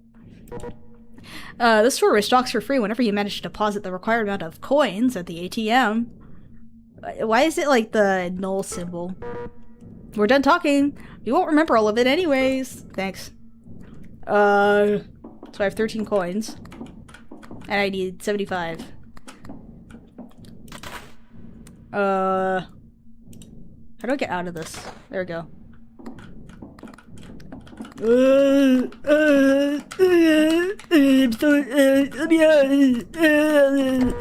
I'm afraid I can't let you do that. Let me out. I don't want to do anything anymore. Why is there meat? Alright guys, let's go. 7 spins or 3 spins. Let's do 7 spins. Let's go gambling. Wow, this is so fun. There's no background music though. Ooh, I got 2 cherries. Ooh, I got 3 bells. Whoa, I made $15. Gamba is boring. Gambling is so fun, guys. Are you guys having fun yet? Let's keep going. All in. Yeah. What a fun video game. I think I'm having fun. All right, let's. I got 2 rounds left. I got 1 ticket. Let's take the ticket. Wait. So I got 2 coins, and I can deposit 30, but I'm not gonna do that yet. I'm gonna go. How about depositing some coins? You'll learn even more interest at the end of every round. Okay, let's deposit 12 coins. That many. Well, let's do 7 spins. Let's go gambling. The best slot machine was in Pokemon Red and Blue. Yeah, it's ooh. Aw, dang it. I was gonna get like a super duper thing, guys. Yeah, Pokemon Red and Blue is fun. I played it like once. It was pretty fun. Like I played it on a website called player.com, and like my sister Midas, she downloaded like a chatbot from like Homestuck and gave the computer a virus, and then she blamed it on me for playing Pokemon Rip on the internet. So that kind of deterred me from playing Pokemon for a while. I have 1 round left. Let's see if I can get enough here. 3. 1 more. 66. Let's see if I can. Don't forget to buy some Lucky Charms. They'll improve your chances of survival. Okay, let's see. What do these do? Doesn't take space, so a clover voucher. Triggers randomly. 7 luck for spins. Okay. Gambling. Thanks for the super. Thanks for the $10 super. Jams 1942. What does this do? Diamonds manifest more often. Bells manifest more often. Yeah, I'll take that one. Let's go. Let's go. Let's do it. Let's go What's that do? What does this do? Oh, I got a battery. What does that do? Fidget gaming. Oh no, am I gonna die? Got some lemons. John Lemon. Oh no. Wow, I got some toilet chests. That's crazy, guys. Yeah, I'm just gonna do this for like 10 minutes. Am I gonna die? Looks like you discovered a new Lucky Charm. Check out the terminal to learn more. Okay, so you're... Good job. Know about another deadline. So basically, you're, this is a very degenerate video game. The amount to play increases after every deadline. Do you get enough lobbies? Okay, so now there's like a phone call happening. Yeah, this is a... So what does this do? I can't quit now. Doubles the jackpot value. Cherries manifest more often. Permanently. Clovers manifest more often permanently. So should I do cherries or clovers? Let's do cherries. Interesting data. What does this do? Car battery. Immediately restores all charges on equipped electric charms, triggerable by the red button. So what do these do? So what's luck? So luck, is luck a good thing? The 66 is gonna triple arrow, it's gonna turn it into normal symbols. Let's do that. Doesn't take space, that adds 4 clover vouchers. 5 luck on the next spin if the previous 2 had no reward, 2 extra luck and every blah blah blah. And I don't know. Can you get rid of these after? So inspect consumes all charges when triggered, charges by 1 by the end of every round. So let's go. Let's do it. Let's go gambling, guys. Let's go gambling. Triggers? What happens if I press this right now? 5 Nights at the Casino. Yeah, this does feel like FNAFs and Lemon Party. Okay, so now this has turned into a Clover Pit stream. Sorry, guys. Wow, Choo Choo. That's crazy. The Choo Choo train's already helping me out. Let's see here. I'm not providing very much intelligent commentary here. I'm just like vibing in the video game. Like I'm just chilling out. 5 Nights at the Casino. You get eaten by 5 Nights at Freetards. Whoa, buddy. Whoa. Look at the size of those thick-rats. That's like the size of my entire, like, that's like the length of my hand. Why are they so big? I guess okay, so I got like the super duper Bible. I got like a choo choo train. I got a bell. Let's see. Okay, let's go back here. So it's I've not watched a real gambling stream. No, I've not. Whoa, the choo choo train. That's so crazy. So like, what does it do for me? Does it make the lemons appear? The super Bible. Yeah, I am going by feeling. Look at that. There's a bottle of like root beer right there, and like a little ugly clock man. He's kind of ugly. Wait, can I click him? Cherries manifest more often permanently. That's all you've said to the phone. Okay, that's good to know. What's that? So there's a W. There's a W for winning. Okay, so like, oh wow, that's cool. That's crazy. I've been smoking crack gambling stream. Well, you know, I could open a pack of gum and start chewing it and be obnoxious, you know. I think that would totally entice more people to watch. I'm joking. I'm not gonna do that. Yeah, let's go gambling. Wow. You see, I'm winning.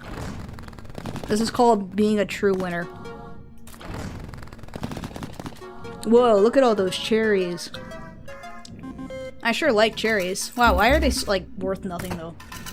Not kicking indoors, big gambling stream. That was okay, this is low-risk gambling. It's just waste my time. Time and brain cells. Oh no, am I not gonna make it? Oh no, guys. I'm not gonna make it. Let's go gambling. This is so crazy. Oh no, guys. What happens if I die? Do I just, like, die? Alright, let's see. Can I get something that's not cherries? Thanks. Yeah, Midas is gonna come and break down the door and then kill me because I'm playing this game. Sorry, Midas. I'm playing Clover Pit because I saw Markiplier playing it and it was kind of funny. Wow, I got a gem thing. Got one more spin. Wowee. I made $5. Deposit your coins. The deadline is now. What a pleasant guy. You know, he's like giving me a vacation. And like, I don't have to do anything. I can just enjoy my life. You can now encounter 666. If you scored at the slot machine, you lose all of your money. You need to deposit the amount 666. Well, good thing I got the creepy Bible, right? Alright, what do you want? What do you want, Mr. Phone Guy? Is this purple guy? Is this purple guy on the phone? Hey, purple guy. Half the amount chances to manifest diamonds, treasures, and sevens permanently. Double your Clover tickets, set your coin to 0. I'll have shiny stuff, apply a random trait to all chars, and apply a devious trait to a random equipped term. Should I do that? I didn't do that. Alright, it's the deal. Thank you, phone guy. Let's see. Hourglass fluoride, symbols multiplier 0, patterns multiplier 0. This, blah blah blah. I don't know if that helps. Lost briefcase. Immediately earn 30% of the debt amount. That sounds nice. What about the kitty cat? Every last pattern triggers one more time. You earn money equal to your current interest. That's cool. What about golden diamond? 25% chance for diamond to have the golden modifier. That's cool. Well, I don't have any tickets right now, so I'm gonna go play with the machine. Whoa, what's this? Why is it so devious? Devious quandary. 0.6 chance of seeing a 666. That's crazy. Good thing I have the Holy Bible. Whoa. Look at that. It's a floppy disk, guys. A floppy disk is pretty creepy, isn't it? I'm gonna press the button. Why is it so expensive? And why is it less? Let's go gambling. Who's City 11? Whoa, I got a nuclear button? Whoa. Alright, let's see. Alright, I got like no money. A save icon. Yeah, it's crazy. This is so totally retro. Guys, this is just like a dream, like a Dreamcast game. Isn't that crazy? Do you guys remember the Dreamcast? I never played on the Dreamcast, so I don't remember it. Why are there so many games in this art style? It's kind of dumb. Whoa, I almost got a full row of bells. I take a bill to make it a hard disk. If someone knows what a floppy disk is, I can automatically tell if it's Unk or Hag. Well, I only know what a floppy disk is because, how am I gonna make enough money, guys? Oh, I can afford one of these now. I'm gonna get the kitty cat. Wow, kitty cat. You're a cute kitty cat. I like the kitty cat. It's a cute kitty cat. Every last pattern triggers one more time. Kitty cat's cute. A lo-fi aesthetic is easy to produce on a budget. You played the Dreamcast? How was it the Dreamcast? I always thought it looked cool, but why do I need $28 in order to pull the slot? That's like all of my money. Let's go gambling. I mean, I heard it's like a Sony product, right? A Dreamcast is kind of like a Nintendo-ish thing, though. Sounding thing. Wow, it triggered twice? I can make like $5, guys. So if I die, does it get like super creepy pasta? You can play pirate games with 0 DRM. Now, why do they have DRM on absolutely everything? Oh no, there's a 6. That's so creepy, guys. Are you guys creeped out yet? This is such a creepy game. Wow. Guys, I think I'm gonna die this round. The evil doors are gonna like fall through and then I'll die. A horrible death. Alright, one more time. I think I'll play one more, like, bone-chilling, spine-tingling, slow burn horror. The vibrating textures. Yeah, it kind of feels like, you know when you have, like, a really bad stomachache and you need to run to the bathroom, but there's someone in the bathroom and you're kind of waiting outside of the bathroom? That's what looking around at this video game kind of feels like. Like, you know, like, your entire body is, like, in a horrible agony. I mean, at least they got a bad vibe. But definitely a super terrifying video game. Yeah. I'm so totally terrified. Alright guys, I got 3 spins left. Whoa, 7s? Guys, I'm so lucky. Some people really like this game for their big number go up. Indian gas station bathroom aesthetic.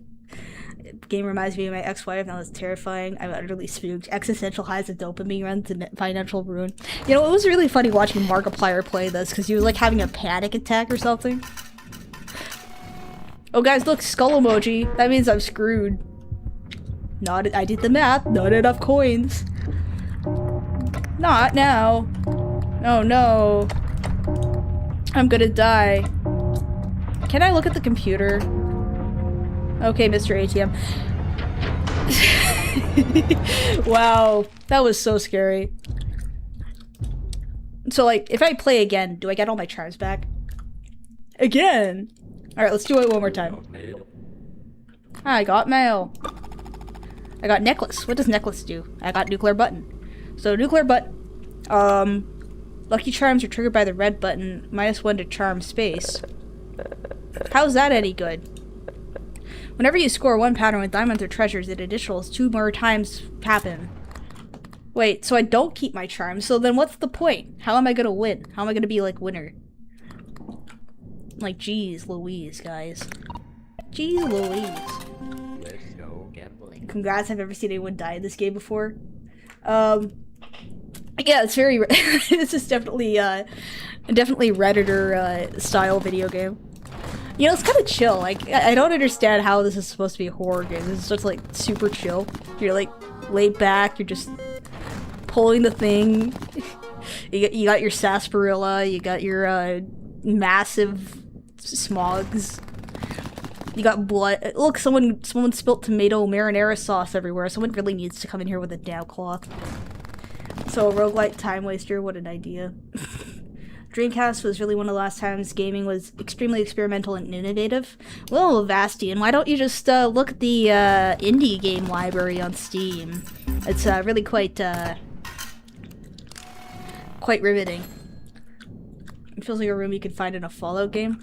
Well, unlike this, a Fallout game's actually quite interesting. Kind of, not really.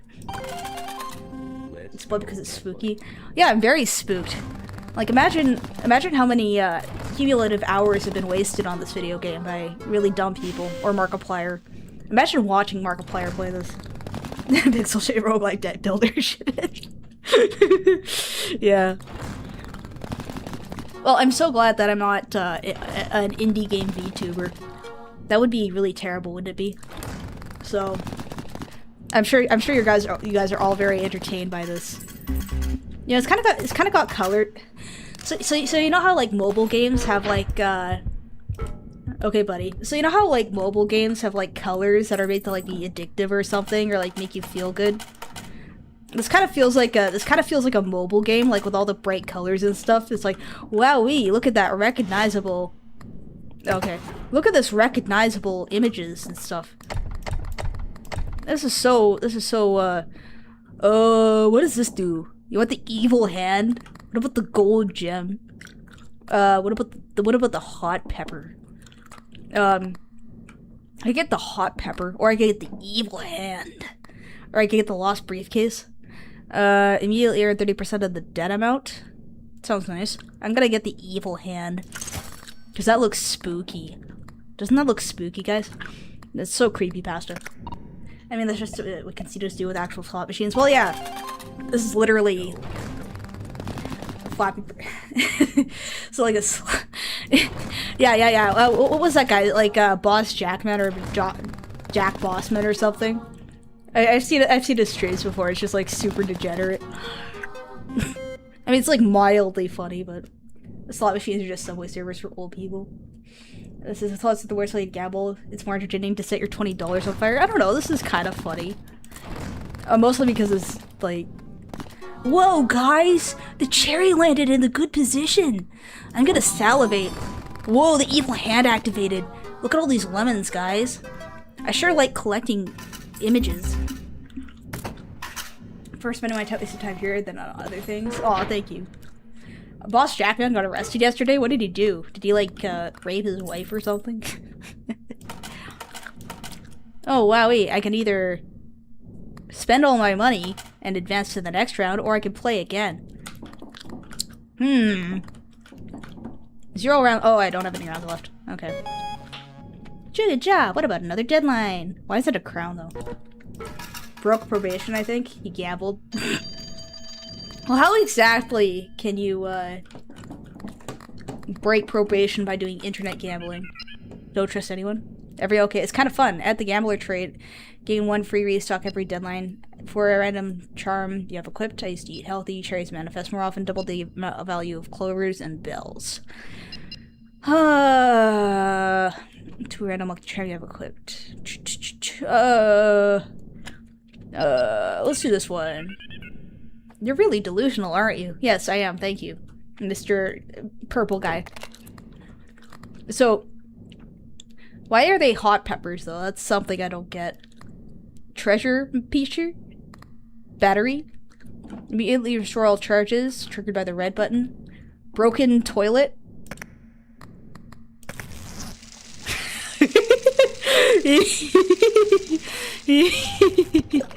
I got pee. I got a jar of pee. Why is this a feature? Wait, do I just have a jar of pee on my desk now? Why is there a bottle of like Vitakin? So wait, can I just check my inventory and now I have like a jar of pee?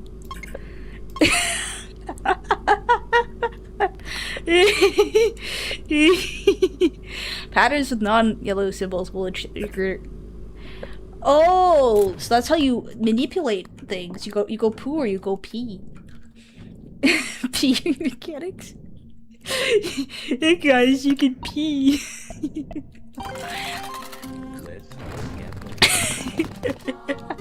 Yes, guys, you can collect a jar of pee, and that'll make you a better gambler. Wow, guys, this is so great. All of my previous comments are taken down. This is the greatest game of all time.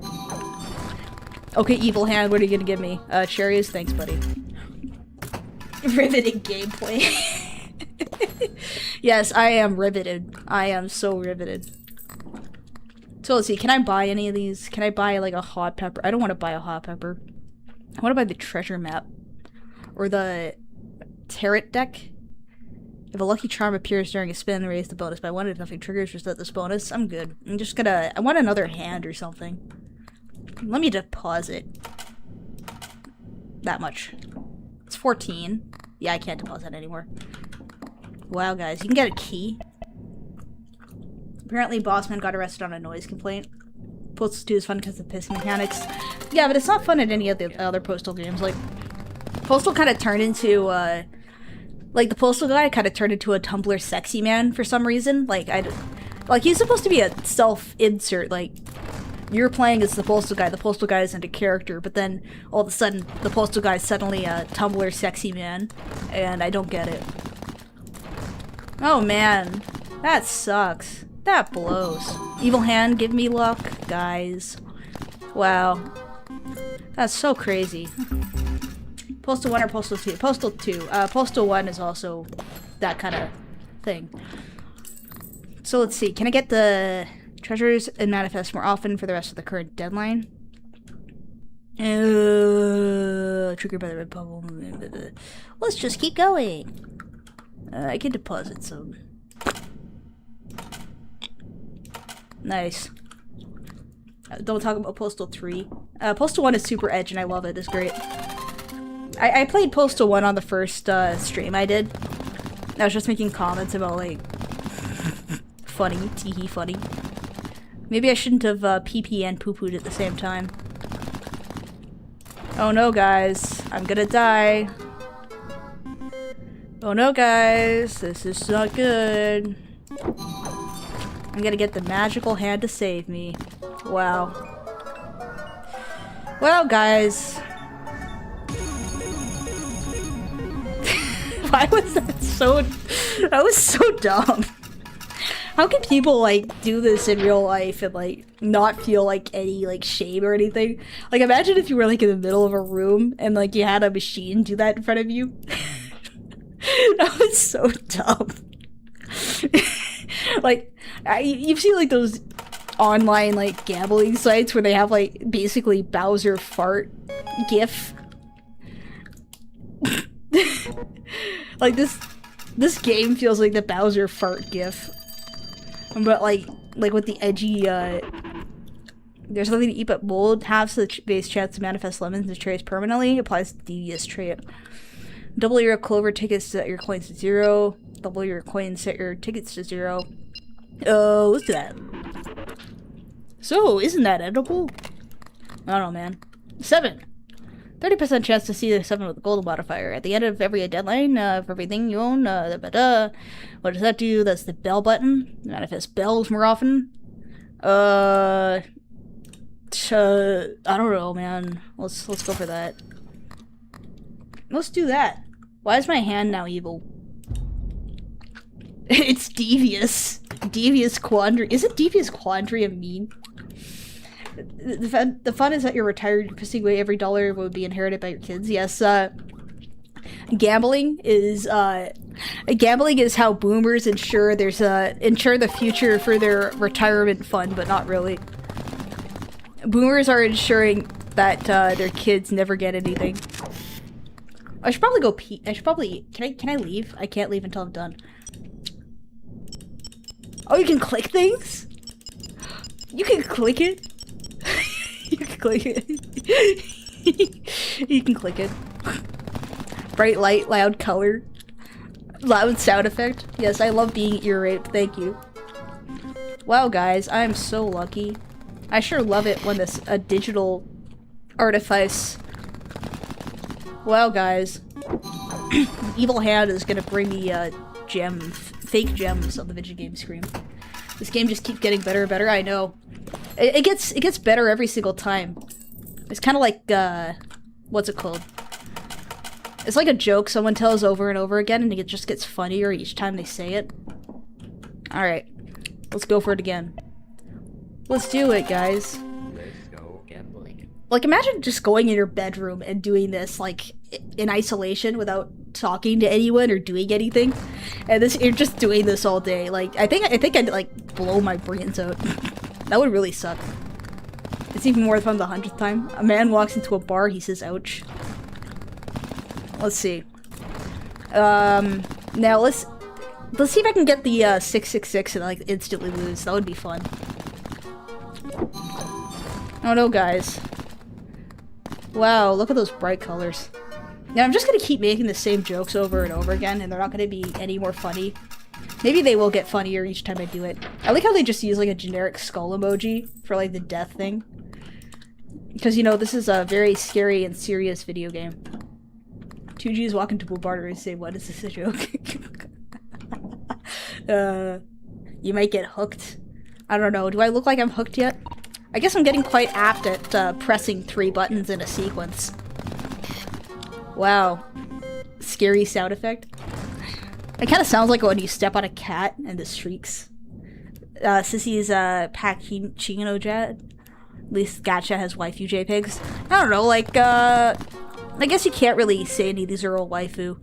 Maybe, that's the waifu of this video game, the fake phone clock with knives in its eyes. Wow. Oh no, guys. Oh no. I'm gonna lose the video game. Oh no, that is so terrible. GG, guys. What a shame. Oh no, and they have the red light to increase the horror. Wow, look, particle effects. Can I go pee at least? No. Evil Lucky Hand is the waifu. Alright, I think that does it for this stream. Jackhand saw how a brain did one-armed bandit is and said, hold my beard, but Pachinko. I haven't played Pachinko before, so I don't know if it's good or not. Sorry. Now, let's go back to this little overlay right here, and I'm gonna close the video game because I'm kind of bored. There we go. So I think that does it for the stream. It was fun. I enjoyed looking at various illnesses and diseases. It was very fun. I'm gonna do a quick. Why do I keep getting that screwed up? There's the XD, guys. XD. It was very fun. Thank you. All right. I will see you in the future eventually. Yes. Okay. Have fun. Yep.